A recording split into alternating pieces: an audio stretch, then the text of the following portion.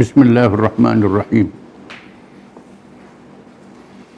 Alhamdulillahi rabbil alamin. Ar-Rahmanir Rahim. Maliki yaumiddin. Iyyaka na'budu wa iyyaka nasta'in. Ihdinas siratal mustaqim. Siratal ladzina an'amta 'alaihim ghairil maghdubi 'alaihim waladdallin. Amin. Wassalatu wassalamu ala Rasulillah wa ala alihi wa sahbihi wa man walah. Rabbana zidna ilma warzuqna fahman wa hikmah.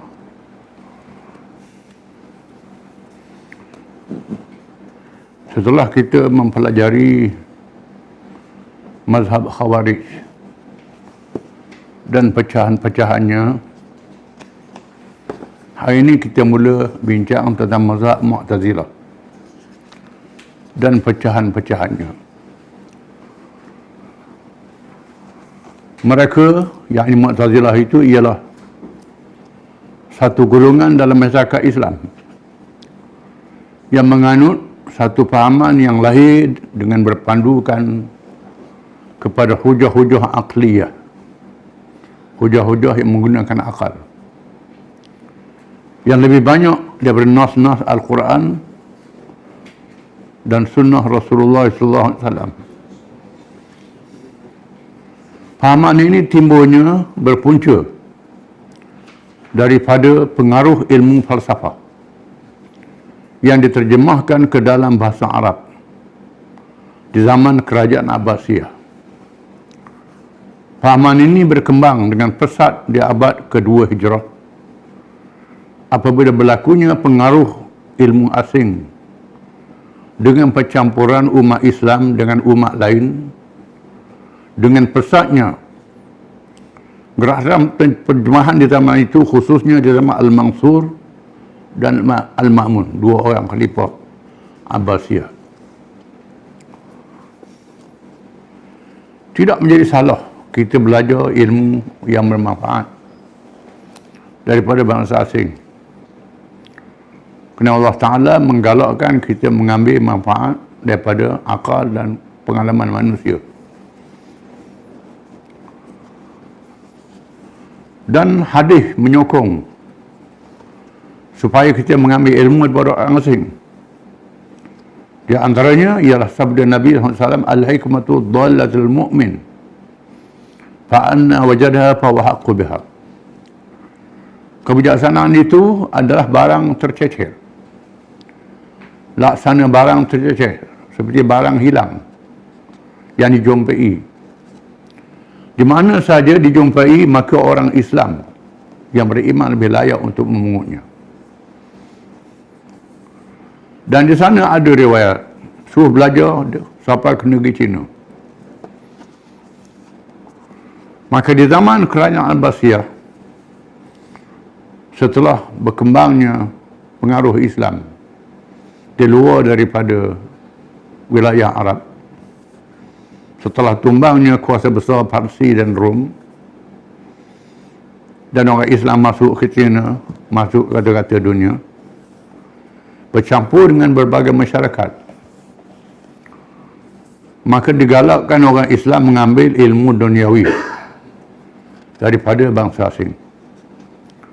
Maka berlakulah gerakan penterjemahan, menterjemahkan buku-buku sains teknologi yang disebut hari ini dalam bahasa Arab. Dia terjemah dalam bahasa Arab untuk mencipta tamadun Islam, ilmu yang diislamkan, ilmu yang diambil oleh orang bukan Islam, diislamkan ilmu itu. Berkonsepkan ayat yang pertama yang diturunkan oleh Nabi SAW, Iqra' bismi rabbikal ladzi khalaq. Bacalah dengan nama Tuhanmu yang telah menciptakan. Ilmu dibaca dengan nama Tuhan. Maka berlakulah kemajuan ilmu dalam masyarakat Islam. Ilmu sains, teknologi. Apa yang jadi masalah, mereka juga mempelajari ilmu falsafah. Ilmu menggunakan kaedah akal semata-mata, logik, diciptakan ilmu mantik. Bukan semua perkara boleh dikesan dengan akal. Banyak perkara yang tak dapat dikesan oleh akal. Nak guna akal juga jadi sesat. Apabila akal digunakan untuk mengkaji akidah, mengkaji tentang dosa dan pahala, perkara yang tak nampak, dilihat oleh mata, tak dikesan oleh akal, maka berlakulah pahaman-pahaman yang tersasul. Di antaranya dikenali dengan Mu'tazilah. Pada awalnya, mereka tidak terlibat dengan pergolakan politik, Mu'tazilah ini. Asalnya, dari segi fikrah, tentang ilmu akidah, ilmu yang berkait dengan agama, tak berkait dengan politik. Tetapi mereka menjadi terjerumus ke dalam pergolakan politik apabila adanya usaha di kalangan mereka untuk mempengaruhi ketua negara supaya menganut fahaman mereka. Bahkan mereka berjaya menarik beberapa orang ketua negara sehingga menjadi penganutnya, mempertahan dan menyebarkannya berakyat. Di antara khalifah negara yang menganut fahaman ini ialah Khalifah Al-Ma'mun dan Al-Mu'tasim. Dua-dua orang ini cerdik. Bila cerdik sangat, tinggal Quran hadis telajak. Al-Ma'mun dan Al-Mu'tasim terpengaruh dengan fahaman Mu'tazilah. Maka berlakulah pertemuan dengan ulama-ulama. Terdapat kekhilafan di kalangan ulama. Kenapa mereka diberi nama Mu'tazilah? Mu'tazilah menurut pendapat Al-Baghdadi, sebab mereka dinamakan Mu'tazilah kerana mereka terpencil daripada pendapat umat Islam umumnya. Mu'tazilah ni golongan terpencil, pelik pada orang, terpencil daripada orang ramai Islam.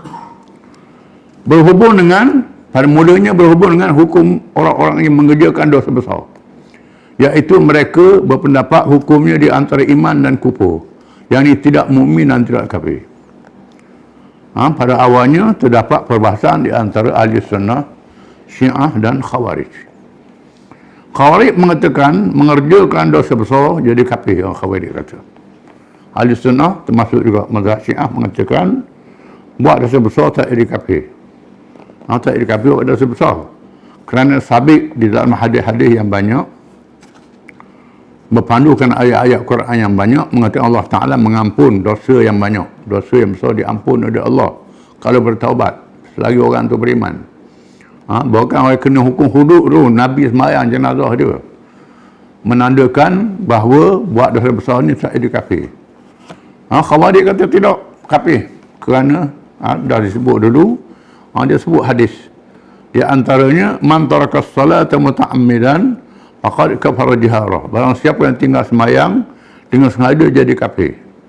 Kemudian la yazni zani huwa mu'min. Orang berzina tak berzina kalau dia beriman. Dia pakai zahir hadis ni.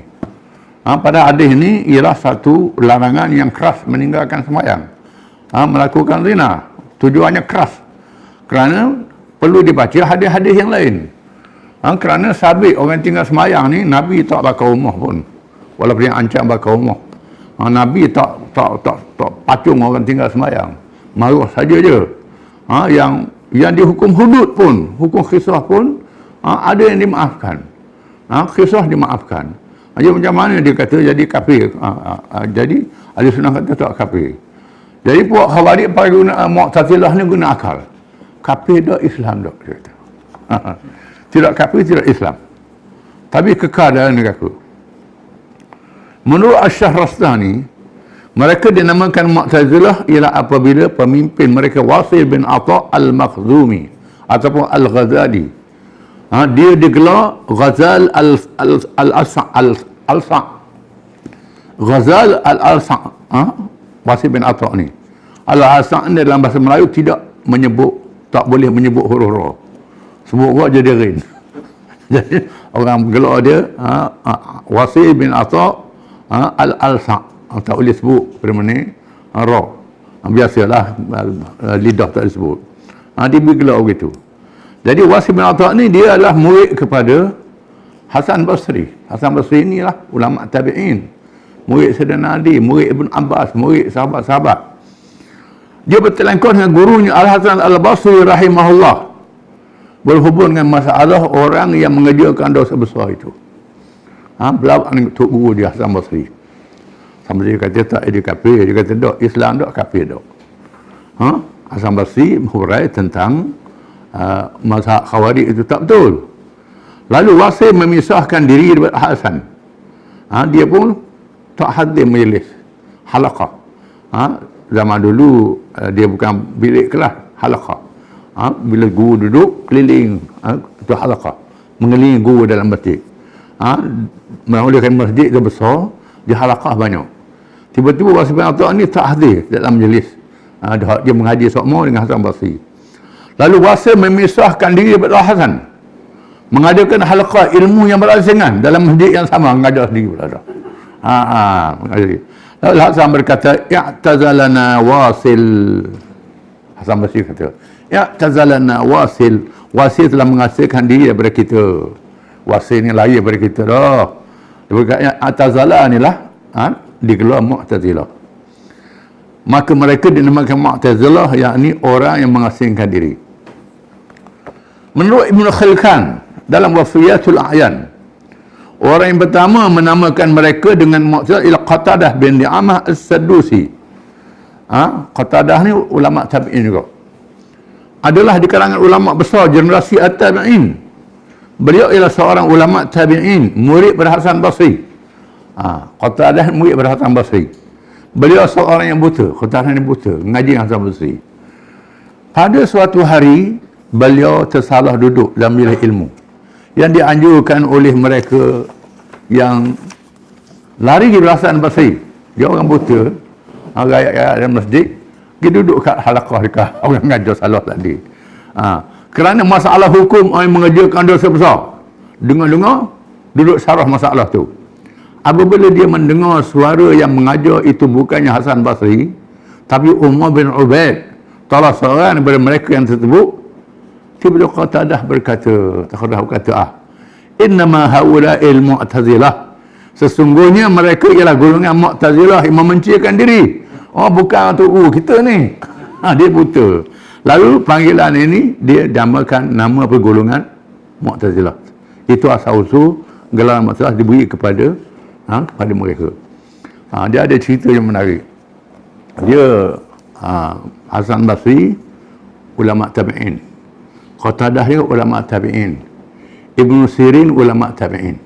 Ibn Sirin dia ulama tabi'in. Semua ada pandangan pelik mereka. Ibn Sirin ni antara pandangan dia ialah boleh jamak semayang kalau sibuk sangat. Bukan mazhab Pak lah. Dia ni belum ada mazhab Pak lagi. Tapi Muhammad bin Sirin masyhur dengan takbir mimpi. Kalau orang mimpi kita tanya dia, memang hebat. Ada kitab benar. Takbir mimpi Ibn Sirin. Dia seorang yang terkenal dengan bijak takbir mimpi. Tuhan beri kepada dia kasyaf. Dia boleh takbir mimpi orang. Ini Hasan Basri. Jadi ada seorang tu jumpa dengan Ibn Sirin, tanya. Dia mimpi, saya mimpi tengok ayam jantan telang mutiara. Telang mutiara, tubik besar. Mutiara besar keliking je. Tubik besar dengan besar. Lepas tu dia telang mutiara sebiji lagi. Tubik sama besar dengan yang ditelan tu. Lepas tu telang mutiara, tubik kecil je. Halus je tubik. Telang besar, tubik kecil. Apa makna mimpi ni? Muslim kata, takbir dia, mutiara yang pertama tu, dia telang tu tubik besar, itu Hasan Basri. Kawan aku Hasan Basri. Dia ni alim masyhur, seluruh pelosok dunia ilmu dia tersebar. Kemudian dia telang mutiara tubik sama besar tu, itu Qatadah, hak buta tadi. Geng dia juga. Kemudian dia telang mutiara tubik kecil itu aku dia tu. Aku ni tak masyhur. Memang betul bijak. Memang betul takbir dia tu. Dan memang Ibn Sirin ni dia punya pendapat tak masyhur kalangan ulama. Pendapat yang pelik-pelik. Antaranya boleh jamak sembahyang. Masuk duduk rumah sibuk-sibuk. Tapi orang Syiah ambil mazhab dia. Dengan sebab itu kita tak boleh kata Syiah ni kafir dengan sebab sembahyang jamak itu. Kerana adanya ulama tabi'in yang berpendapat berijtihad Itu. Dia ada hadis, dia kata Nabi pernah jamak semayang dan khuswah semayang, tidak ada musafir, tidak ada hujan. Orang duduk agak masa perang Ahzab. Udah ajaklah masa perang Ahzab berlaku jamak semayang ini. Jadi boleh ambil alasan itu sekiranya berlaku traffic jam sekarang ni sebagai satu contoh. Jadi mensabarlah. Jangan saja pun nak jamak sembahyang kerana malah. Itu tak boleh lah. Tak betul. Tapi mazhab Syiah dia longgar. Jadi malam menyembelih kita tak boleh nak hukum cepat-cepat. Ini masalah faraq yang kita kena faham. Jadi Qatadah ni yang menamakan Mu'tazilah. Ya, yang lebih masyhurnya Hasan Basri lah yang menamakan Mu'tazilah ni. Setengah ulama menamakan mereka dengan Qadariyah. Qadariyah, percaya pada qadar. Tetapi qadar itu kuasa hamba, bukan kuasa Allah. Tetapi mereka menamakan diri mereka dengan Ahlul Adil wal Tauhid. Dia letak nama dia. Dua nama dia sendiri. Golongan menegakkan keadilan dan tauhid. Akhirnya mereka mempunyai beberapa pendapat dan perbezaan berbeza dengan Ahli Sunnah wal Jamaah. Di antara pandangan mereka, pandangan Mu'tazilah ni. Yang pertama, dalam perkara tauhid, mereka menafikan sifat azali bagi Allah pada sifat-sifat qudrah, hayat, sama' dan basar yang lain berzatnya. Oleh itu kata mereka, Allah itu sami'un, hayyun dan basirun. Allah Ta'ala ialah yang mendengar, yang hidup, yang melihat. Bukan sifat mendengar, sifat sebut melihat. Azali ini asal makna sedia kala. Sedia kala, itu makna azali. Qadim, setengah ulama khilaf azali dengan qadim. Ada ulama mengatakan azali dan qadim ni perkataan searti. Setengah ulama mengatakan qadim ni pada perkara yang sedia kala, yang mawjud, yang ada. Ataupun azali ni perkara yang sedia kala, yang ada dan tidak. Ada dan tidak. Itu perbahasan falsafah lah ni. Falsafah ni fikir panjang-panjang. Jadi duduk khilaf pasal azali dengan qadim. Setengah ulama tu karang kitab bahas pasal azali dengan qadim. Itu. Yang kedua, apabila Allah itu bersifat adil, di antara keadilannya ialah dia menjadikan manusia, yang menjadikan perbuatan mereka. Manusia yang buat perbuatan, bukannya Allah yang menjadikan perbuatan itu. Oleh itu berlakulah keadilan dalam perkara menghukum ke atas orang yang mengerjakan amal baik dan jahat. Jadi perbuatan dibuat oleh hamba, bukan dibuat oleh Allah Ta'ala. Barulah berlaku adil Allah Ta'ala. Jadi Ahli Sunnah mengatakan perbuatan tu ialah perbuatan dijadikan oleh Allah, tapi dengan pilihan hamba. Pilihan hamba. Ini beza. Pilihan ni menentukan dosa dan pahala. Jadi yang tak ada pilihan, maka tak ada dosa pahala. Orang tidur, orang lupa, tak ada pilihan. Dosa pahala. Kemudian dalilnya perbuatan tu bukan perbuatan hamba, ialah orang negara ada rugi. Orang buat benda ada berjaya. Kalau dia yang buat perbuatan tu, tak ada orang rugi mereka. Mereka perbuatan tu Allah Ta'ala yang mencipta, tak boleh ikhtiar daripada hamba. Ini benda tu halus sangat. Ini perbahasan tentang inilah. Jadi Mu'tazilah kata perbuatan hamba tu hamba buat, bukan Allah Ta'ala buat. Kalau hamba buat lah, berjaya berlaku, orang mereka tak ada. Jadi tu salahnya Mu'tazilah ni. Yang ketiga, mestilah umat Islam itu mempunyai imam yang memimpin mereka bagi meluruskan hukum dan menegakkan hukum had, hukum hudud. Tetapi imamah itu tidak wajib mengikut hukum syarak, kata mereka, ikut hukum akal. Kalau manusia boleh bertolong-menolong dan menegakkan keadilan sesama mereka tanpa imam, tanpa pemimpin, maka tidak perlu dilantik imam. Di samping itu berlaku kekhilafan di kalangan penganut Mu'tazilah tentang syarat seorang imam daripada Quraisy. Ini khilaf antara Ahli Sunnah dengan Mu'tazilah. Dia mengatakan bahawa politik ini wajib dengan hukum akal, bukan dengan hukum syarak. Politik mana milih pemimpin lah. Jadi sedangkan Quran mengatakan fa idh qala rabbuka lil malaikati inni ja'ilun fil ardi khalifah. Ada ayat Quran. Dan ingatlah apabila Tuhan berkata kepada malaikat, aku nak jadikan manusia sebagai khalifah, yang memimpin, yang mentadbir. Jadi kepimpinan negara ini sabit dengan Al-Quran. Ayat ini menjadi dalil bahawa kepimpinan negara politik adalah sebahagian daripada Islam. Maksudnya kata ia sebahagian daripada Islam. tapi mengikut hukum akal, bukan mengikut hukum syarak, bukan mengikut hukum nas Quran dan hadis. Oleh kerana itu mereka berpendapat tak ada pemimpin pun tak apa. Ini salah, pendapat ni salah, tak betul. Kerana di sana ada hadis yang mengatakan kalau orang Islam musafir, 3 orang mesti lantik seorang jadi ketua. Kalau 3 orang kena ada ketua, macam mana sebuah kampung tak ada Tok Mulu, sebuah negara tak ada pemimpin, itu tak betul. Jadi ini bercanggah dengan Quran dan hadis. Kemudian Ahli Sunnah mengatakan al-a'immatu min Quraisy, pemimpin dari Quraisy. Quraisy ni ialah kaum yang mendominasi, dominasi yang paling berpengaruh dalam masyarakat. Jadi kena latih pemimpin yang paling berpengaruh. Bila Quraisy berpengaruh, maka pilih orang Islam dari Quraisy. Kalau tempat kita ni Melayu yang boleh berpengaruh, pilih Melayu lah. Masa Turki berpengaruh, pilih Turki jadi pemimpin. Mu'tazilah kata pilih masa apa-apa pun tak apa, asal orang Islam sudah. Orang Islam tak ada kaum pun tak apa. Jadi tidak ada kehebatan pemimpin tu. Tak ada kehebatan, orang tak guna, tak takut. Macam Nabi Lut alaihi salam, disebut, Tuhan sebut contoh dalam Quran Nabi Lut. Nabi Lut dia pergi dakwah di negeri Sadum, yang beriman dia dengan anak puak dia. Orang lain tak ikut dia. Ini tak ada kekuatan. Jadi bila orang nak serang dia, Tuhan hantar malaikat turun. Bala tentera malaikat turun bantu Nabi Lut alaihi salam. Nabi Lut kata, alangkah baik kalau aku ada keluarga yang mendukung aku. Nabi Lut kata, ini menenan. Lepas tu Allah Ta'ala lantik Rasul, ada keluarga dia. Nabi Syaib ada keluarga dia. Nabi kita Muhammad SAW ada keluarga dia. Sama ada keluarga yang Islam atau bukan Islam, yang mendukung dia, ada melindungi dia. Ini sangat penting. Ini satu strategi yang diatur oleh Allah Ta'ala.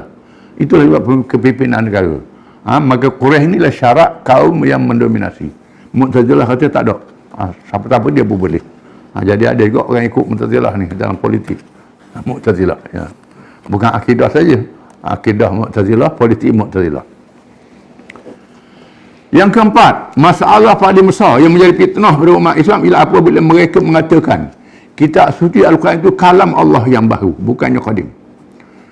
Dalam pegangan mereka bahawa Quran itu kalam Allah yang baru ialah kepada kata mereka bahawa Quran itu makhluk. Kerana Allah menciptanya dan menurunkannya kepada Nabi SAW. Pegangan ini telah disanggah dan ditang habis-habisan oleh ulama ahli sunnah di kalangan mutakallimin, ulama ilmu kalam, fuqaha dan muhaddithin, ulama fiqh, ulama hadis menentang. Iaitu Quran ini kalam Allah yang baru. Cuma kita tak boleh kata dia kafir. Kerana kalam Allah ni ada dua makna. Pertama kalam lafzi, dua kalam maknawi. Perbincangan kita kalam itu kalam maknawi. Kalam maknawi ini sifat ma'ani. Kalam itu sifat ma'ani. Jadi qadim. Qadim, tak dinafikan. Adapun kalam lafzi, diterjemah dalam bahasa Arab. Jadi kertas, tulis. Yang itu memang barulah. Kalau takwil begitu tak jadi masalah lah. Cumanya dia pakai kalam Allah tu baru pakai begitu. Tak kata kalam lafzi ini. Silap. Dan ulama-ulama menentang dengan keras kerana takut jadi sesat orang Islam. Menjadi masalah besar pada umat Islam apabila golongan maksiat ini telah berjaya mempengaruhi kerajaan Abbasiyah di akhir pemerintah Al-Ma'mun, iaitu pada tahun 218 Hijriah, sehingga menjadi pegangan negara, dianuti oleh 2 khalifah, jadi mazhab rasmi.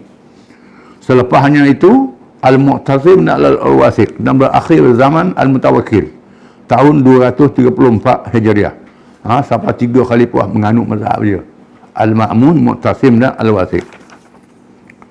Walaupun perkara ini tidak menjadi kafir kerana ianya termasuk dalam perkara cabang, porong dalam perkara kalam maknawi dan kalam lafzi, tetapi ianya sangat membahayakan akidah kerana membawa kepada memperkecilkan kedudukan Al-Quranul Karim, merendahkan Quran. Oleh itu, maka ulama Mu'tabar menentang dengan tegasnya. Abu Bakar Abbasiyah zaman itu memaksa umat Islam supaya menganut fahaman salah ini. Umat Islam dan ulama mereka menghadapi tekanan apabila kerajaan Abbasiyah menekan mereka dengan berbagai-bagai cara untuk memaksa mereka menurut peringkat-peringkat dan langkah-langkah yang diambil. Orang tak ikut Mu'tazilah ditekan, ditindak. Peringkat pertama ialah menghalang ulama-ulama ahli sunnah memegang jawatan yang penting kerajaan. Menjalan dengan lah juga. Atau ikut Mu'tazilah, tak beri jabatan kerajaan. Hanya ulama yang sanggup menyatakan Quran itu makhluk diberi jawatan-jawatan dalam kerajaan Abbasiyah. Al-Imam At-Tabari telah menceritakan dalam kitab tarikh karangannya bahawa Al-Ma'mun telah mengarahkan Gubernur Baghdad Ishaq bin Ibrahim supaya mengambil langkah ini bagi menekan ulama-ulama ahli sunnah dengan menghalang mereka memegang apa-apa jawatan kerajaan. Tak boleh jadi hakim, tak boleh jadi pegawai. Kalau saya ikut Mu'tazilah, interview dulu, mengikut Mu'tazilah ke tak? Dia ikut Mu'tazilah, tak latih. Peringkat kedua ialah menyekat imbuhan. Sekat imbuhan. Tak boleh subsidi, tak boleh imbuhan, tak boleh bantuan. Apa yang diberi kepada guru-guru Quran dan guru-guru agama dan orang yang bertaraf halil fatwa yang tidak berpegang dengan mazhab Mu'tazilah. Zaman dulu ulama-ulama ijtihad diberi imbuhan oleh kerajaan kerana dia boleh fatwa, boleh ijtihad. Ada imbuhan, ada gaji, ada imbuhan untuk dia, imbuhan. Dia ulama ni bukan malaikat. Bukan malaikat, maknanya ada juga imbuhan kerajaan beri, Abbasiyah dan Umayyah beri. Ulama-ulama ni bila tahu dah ikut Mu'tazilah beri dan tidak mengatakan Quran itu makhluk, tak beri. Al-Makhrizi menceritakan dalam kitabnya Al-Maqfi bahawa seorang ulama lama itu bernama Affan bin Muslim yang pernah diberi imbuhan oleh kerajaan Abbasiyah telah diancam oleh Gubernur Baghdad Ishaq bin Ibrahim dengan berkata bahawa Amir Mukminin telah memberi amaran padamu, jika kamu tidak mengikut pegangannya, nescaya imbuhan yang diberi kepadamu akan dipotong. Kalau mudah ikut Mu'tazilah ni kena potong imbuhan. Tiba-tiba Affan bin Muslim menjawab bahawa Allah Ta'ala berfirman dalam Al-Quran, "Fa fis sama'i rizqukum wa ma tu'adun." Surah Ad-Dariyat ayat 22. Artinya dan langit sedapat sebab rezekimu dan apa dijanjikan kepadamu. Tuhan janji rezeki, mudah uyak aku tak apa. Orang tak jawab dengan Quran. Ada orang itu. Maka gubernur itu terdiam. Ini peringkat yang kedua. Peringkat ketiga ialah menangkap ulama-ulama yang menentang mazhab Mu'tazilah, merantai dan membelenggu. Satunya memukul dengan camti. Perkara ini juga telah didedahkan oleh Imam At-Tabari dalam kitab tarikh karangannya, di mana Gubernur Baghdad juga diarahkan supaya melaksanakan perintah ini. Peringkat yang keempat ialah menjatuhkan hukuman bunuh. Ini berat ni. Dengan memancung kepala sesiapa yang tidak mengikut mazhab Mu'tazilah. Perkara ini juga telah didedahkan oleh Imam Tabari dalam kitab tarikh karangannya, dan Gubernur Baghdad melaksanakan hukum yang sangat zalim itu dengan patuh. Di peringkat ujian yang dahsyat ini, ulama-ulama besar telah ditahan dan dipaksa. Di antara yang menjadi korban hukuman bunuh ialah Nugur Syahid ialah Imam Muhammad bin Nuh. Kena pacung terus. Kena pacung. Dan yang menjadi mangsa tahanan dan dihukum sebab sehingga darahnya melilih ialah Imam Ahmad bin Hanbal, murid besar Imam Syafi'i dan pemimpin mazhab Hambali. Tetapi Imam Ahmad dengan tegahnya mempertahankan akidah yang suci murni. Dengan tegahnya Ahmad rahimahullah menyatakan kepada orang ramai yang menunggu apakah keputusan dan pegangan beliau dalam perkara ini. Orang nak tunggu Imam Ahmad kata mana? Kalau mudah kata Quran ni baru akan disebut. Jadi murid Imam Ahmad pujuk Imam Ahmad. Berdalihlah apa salahnya. Bawa bravo. Quran khatah tu baru. Niat dalam hati begitu, apa salahnya? Imam Ahmad kata, "Idza sakata al-alimu taqiyatan wal jahilu yajhalu famata yatabayyanul haq." Artinya apabila orang alim mendiamkan diri kerana taqiyah, menyelamatkan diri, orang jahil terus dalam kejahilannya, maka sampai bilakah akan ternyata yang hak yang benar, kata Imam Ahmad. Dia sanggup. Kalau orang alim enggak anyuk juga, biar orang majlis sesat. Imam Ahmad kata, aku ni orang alim tak boleh. Tak buat macam orang ikut je. Selamat diri aku seorang, tidak boleh. Kalau aku tak cakap benar, orang jadi sesat. Sikap ini dia ambil walaupun adanya rukhsah, kemudahan untuk berdalih bagi menyelamatkan diri. Boleh rukhsah, tak ada salah, kena nak selamatkan diri.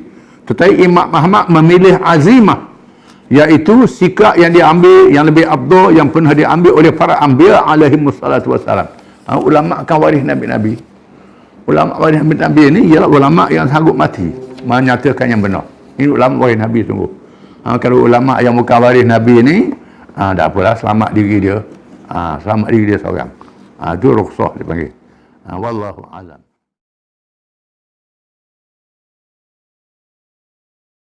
Bismillahirrahmanirrahim. Alhamdulillahi rabbil alamin. Ar-Rahmanir-Rahim. Maliki yaumiddin. Iyyaka na'budu wa iyyaka nasta'in. Ihdinas siratal mustaqim. صراط الذين أنعمت عليهم غير المغضوب عليهم ولا الضالين آمين. والصلاة والسلام على رسول الله وعلى آله وصحبه ومن تبعه ونصره ووالاه.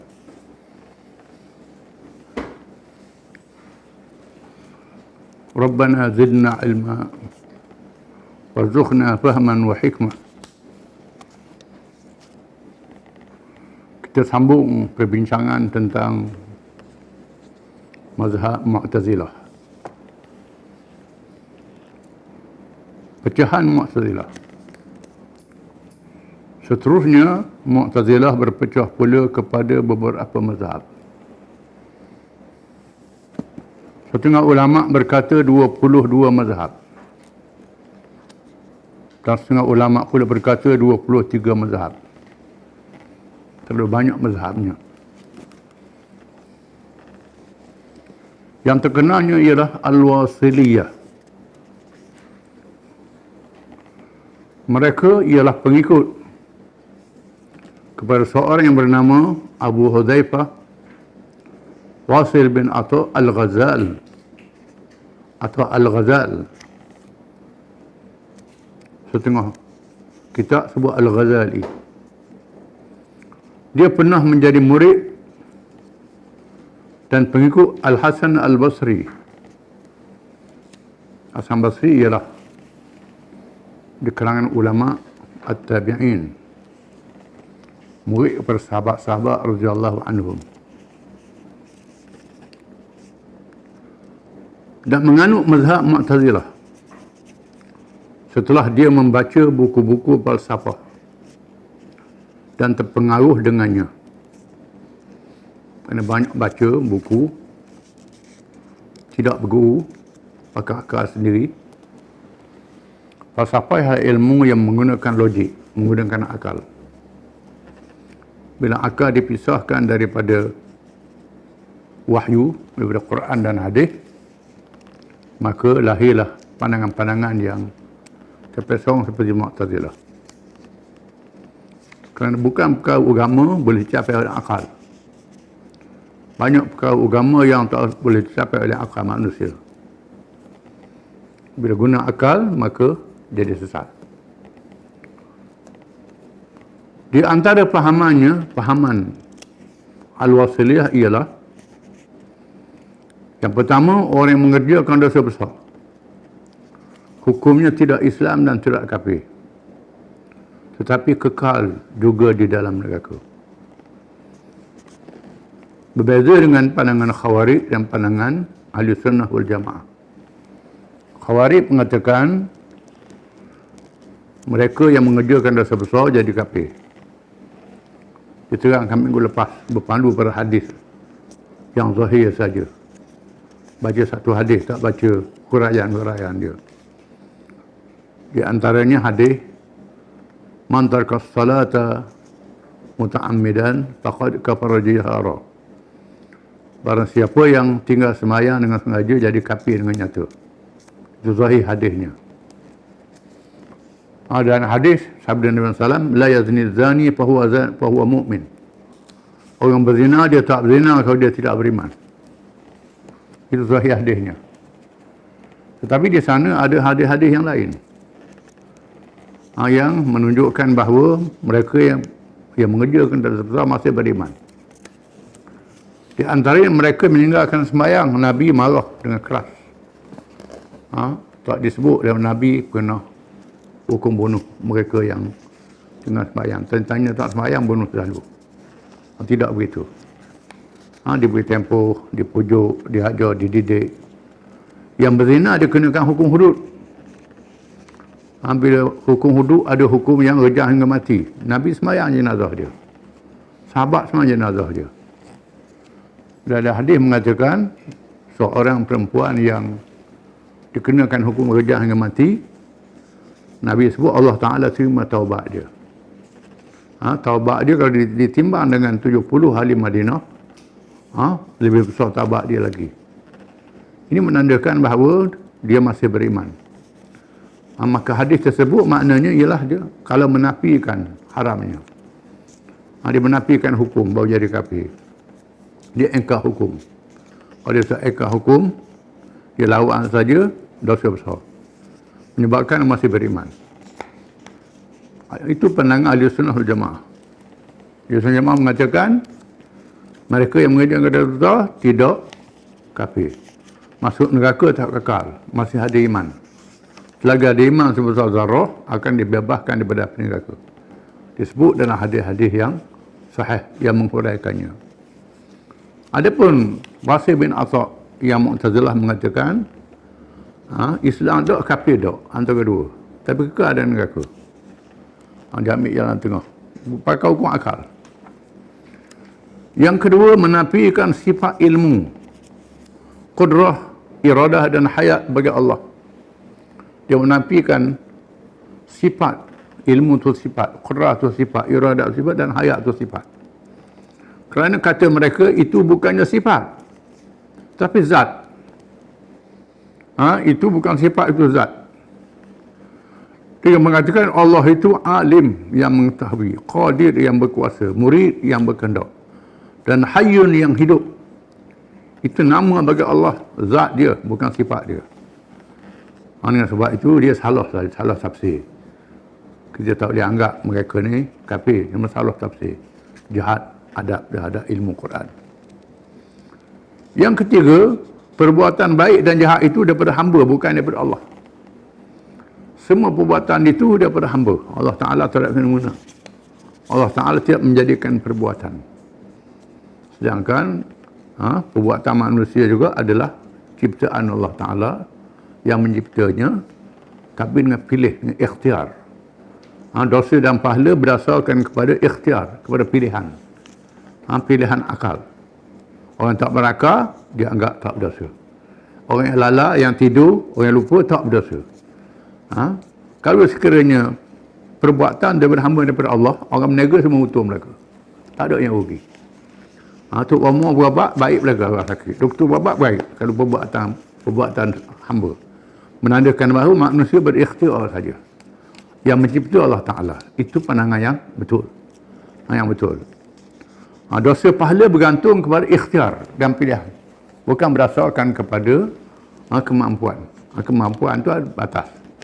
Kalau orang lala, Allah Ta'ala maaf. Kanut-kanut yang terperakal, dimaafkan oleh Allah. Yang keempat, pandangan mereka. Mereka yang terlibat dalam peperangan Al-Jamal dan Siffin. Salah satu dua belah pihak itu hukumnya fasik.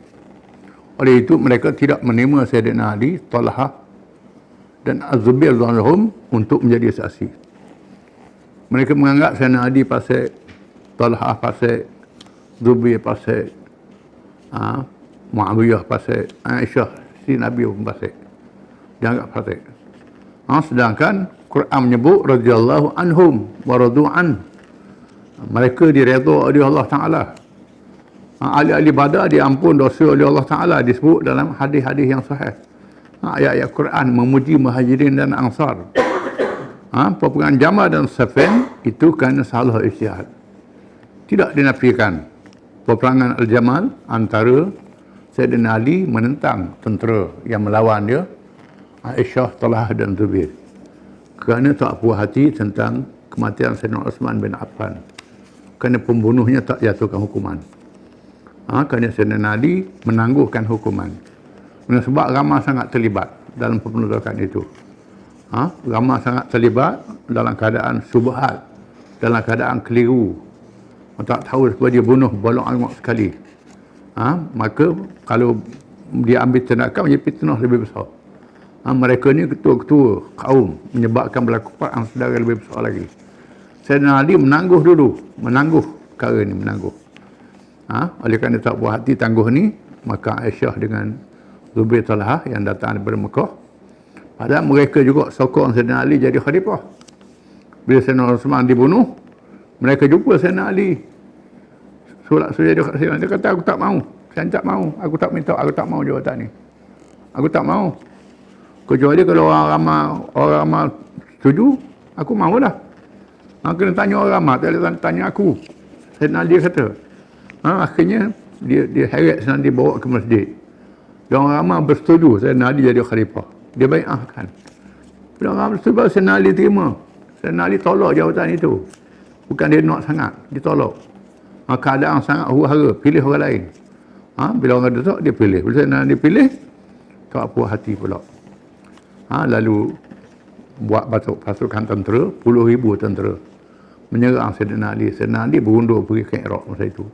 Kena percaya ke orang Iraq. Ibn Abbas sudah pesan Sayyidina Ali yang pergi ke Iraq, tak boleh percaya. Sayyidina Ali pergi ke Iraq juga. Kerana orang Iraq kuat sokong. Rupanya di Iraq berlakunya fitnah, bencana. Sayyidina Ali bertahan, berperang. Sayyidina Ali jumpa dengan Zubair, jumpa dengan Talhah, minta ingat Nabi ada kata begini. Zubair Talhah undur. Lalu Zubair Talhah dibunuh. Oleh popok dia juga bunuh. Diberitahu Sayyidina Ali bahawa Zubair Talhah dibunuh. Dan Ali kata yang bunuh Zubair Talhah ni masuk neraka. Kerana Zubair Talhah ni ahli syurga. Ahli syurga. Kemudian Aisyah, Sayyidina Ali perintah supaya mengepung untanya. Untanya dikepung. Ditawan unta dia dan suruh Muhammad bin Abu Bakar. Adik dia hantar. Muhammad bin Abu Bakar berperang pula Sayyidina Ali. Adik dia hantar ke Madinah. Dan Aisyah bertaubat dalam peristiwa ni. Dia bertaubat. Dia silap dalam tindakan melawan Sayyidina Ali. Itu disebut dalam riwayat yang sahih. Muawiyah pula keluarga pada Sayyidina Osman. Tutup darah keluarga Bani Umayyah. Kerana Sayyidina Ali tak hukum mereka yang bertindak ini. Berlaku perang. Perang Siffin. Perang saudara sama-sama orang Islam. Dalam keadaan sangat keliru. Jadi semua mereka ni kita harap Allah Ta'ala ampun. Tak dinafikan dalam peristiwa ini Sayyidina Ali betul. Ada orang tak nak hukum. Kita pakai surah Tuhan lah, dia betul, dia salah. Tak boleh. Yang betul Sayyidina Ali. Sayyidina Ali adalah khalifah yang sah. Yang sah. Kan tidak kita bilang Sayyidina Ali khulafah Rasyidin bukan?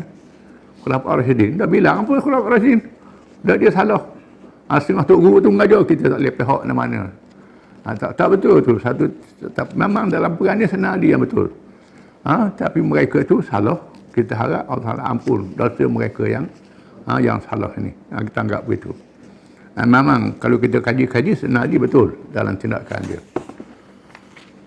Tapi puak-puak Mu'tazilah ni pakai hukum akal. Pakai guna akal. Jadi dua-dua tak pakai mereka dia kata. Tak pakai mereka. Ni tak pakai dia yang pakainya. Ini jenis harta bahagia. Harta bahagia tak tahu nak tentukan sikap dan pendirian dia. Mana betul mana salah. Patutnya tengok dari segi hukum syarak. Al-Hudaybiyah. Wallahu a'lam.